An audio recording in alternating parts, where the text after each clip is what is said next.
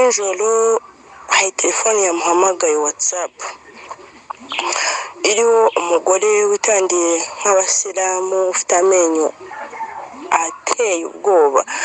Yamuhamagaye nijoro dore nka saa saba zishyira saa sita. Akimara gufata iyo telefone ataravuga halo, ataravuga ijambo na rimwe, yahise apfa. Guys, ibintu mbabwira ni ibintu njyewe nabonye n'amaso yanjye abiri. Ubu butumwa burareba umuntu wese ukoresha WhatsApp, burareba umuntu wese ufite application ya WhatsApp muri telefone ye. Hari dayimoni ryateye mu gihugu cya Uganda ririmo ririca abantu rikoresheje application ya WhatsApp. Ndagusuhuje nano kwifuriza igitondo cyiza wowe ugiye kumva aya makuru y'umumaro y'ingenzi kuri buri muntu wese ukoresha application ya WhatsApp mu buzima bwe bwa buri munsi. Njye mugiye kugezwaho aya makuru ni Intore mu mfura yambi, musanzwe mumenyereye mu makuru agiye atandukanye kuri isheni ya Kasas Today. Reka ngureke wumve ubu butumwa bw'uyu mwana w'umukobwa. Hello, mwaramutse mute mwese. Guys, ntabwo mbizi ko mwumva ikigande, ntabwo mbizi ko mubyumva, ariko ndabinginze ushobora kumvamo dushye asobanurire mugenzi we. Hari muramu wanjye nijoro hari telefone yamuhamagaye WhatsApp iriho umugore witandiye nk'abasilamu ufite amenyo ateye ubwoba. Yamuhamagaye nijoro dore nka saa saba zishyira saa sita.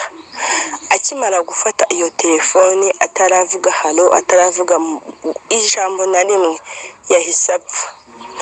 Guys, ibintu mbabwira ni ibintu njyewe nabonye n'amaso yanjye abiri. Ndabinginze umuntu wese ufite WhatsApp, ambabare ntihagira umuntu umeze gutyo umuhamagara kuri telefone ntiyitabe, kuko hari dayimoni ryateye ryisha abantu. Ndakubwira Uganda imaze kwica abantu ngo nka 20. Ndabinginze inshuti zanjye hatagira umuntu witaba iyo telefone. Mwakoze. Nk'uko byiyumviye rero, ikintu cya mbere gihari ni ukuba maso no kwirinda kuba wafata iryo dayimoni igihe riguhamagaye kuri telefone. Iyi si turimo umunsi ku wundi irahinduka. Uko dutera imbere niko n'ibibi bidusatira. Uko tugerageza kugenda tuzamuka twegera iterambere niko umwanzi agenda twegera cyane. Ibi bikoresho by'imbuga nkoranyambaga yewe n'ibindi bijyanye n'ikoranabuhanga byaje mu buzima bwacu bwa buri munsi kugira ngo bidufashe. Ariko nanone nta kintu kitagira icyiza n'ikibi. Ibi bikoresho dukoresha mu buzima bwa buri munsi birashoboka ko byaba inzira y'uko umwanzi yatubona. Ikintu cya mbere, ntucogore, ntugire ubwoba. Isengesho ryawe ryakurinda urupfu. Isengesho ryawe wizeye ryaguhesha ubuzima. Ntugire ubwoba, ariko nanone ijambo ry'Imana rivuga ko ikibi ni cyiza uzagihunge. Nyamuneka niwajya gukoresha telefone mu masaha ya nijoro cyangwa se n'andi masaha atari aya nijoro, ariko by'umwihariko amasaha ya nijoro akunda kuberamo ibibi byinshi. Ayo masaha ni amasaha mabi bakunda kujyaniramo abantu ikuzimu, ugasanga abadayimoni bibye umuntu muri ubwo buryo. Ikintu cya mbere, wowe ntucogore, ntugire ubwoba bw'ibihari kuko bizakomeza kubaho, ahubwo ikintu gihari cyo ni isengesho rigutambutsa mu bihe bibi turi kujyamo. Ibihe bibi turimo, isengesho ryawe ryagutambutsa. Nsoreje ubutumwa nari ngufitiye.